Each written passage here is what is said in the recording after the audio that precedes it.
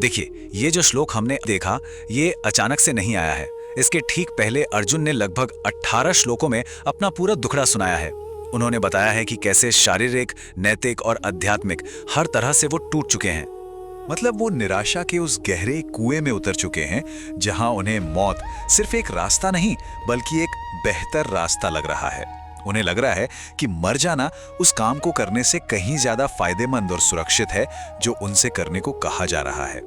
अब अगर हमें उनकी इस हताशा की गहराई को सच में समझना है ना, तो हमें दो बहुत ही खास संस्कृत शब्दों पर ध्यान देना होगा जिनका वो इस्तेमाल करते हैं।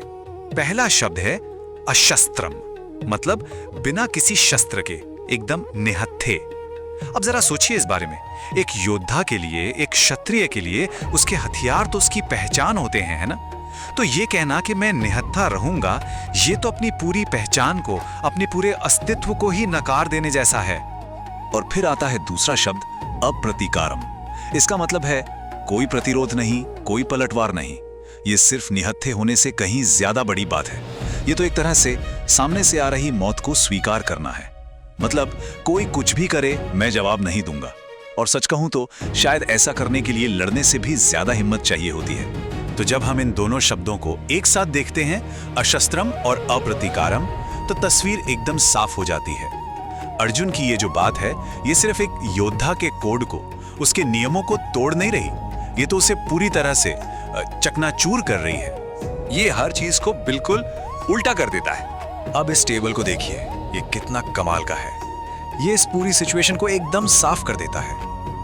एक तरफ है वो जो एक योद्धा को करना चाहिए, जीत के लिए लड़ना, अपना बचाव करना, और दूसरी तरफ है अर्जुन का स्टैंड कि मारा जाना बेहतर है, कोई प्रतिरोध नहीं करना है, हथियार नहीं उठाने हैं। मतलब जिस योद्धा धर्म को वो जिंदगी भर जीते आए हैं, आज वो उसके ठीक बिल्कुल उलट खड़े हैं। तो सवाल ये उठता है कि आखिर क्यों कोई इतना बड़ा योद्धा ऐसा स्टैंड क्यों लेगा? और बस यहीं हम अर्जुन की नैतिक दुविधा की जड़ तक पहुंचते हैं।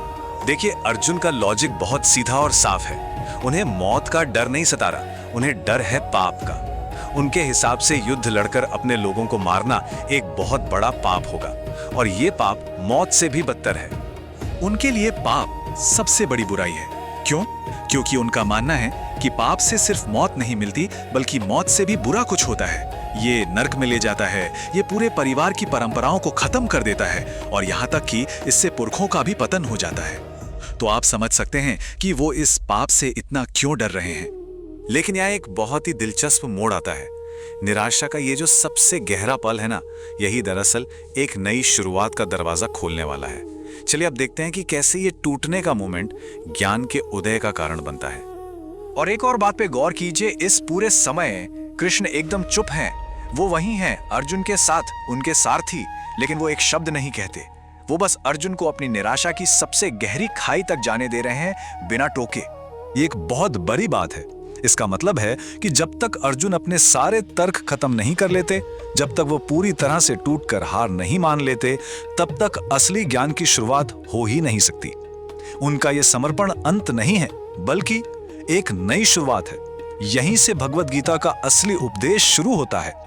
तो अर्जुन का ये जो पूरा संकट है, ये हमें एक बहुत बड़े सवाल के सामने लाकर खड़ा कर देता है। एक ऐसा सवाल जो आज भी उतना ही प्रासंगिक है कि आखिर मौत से भी बदतर क्या है। ये एक ऐसा सवाल है जो हम सबको अपनी अपनी नैतिक सीमाओं के बारे में सोचने पर मजबूर करता है। अगर आपको ये वीडियो पसंद आया तो सब्सक्राइब करें। धन्यवाद।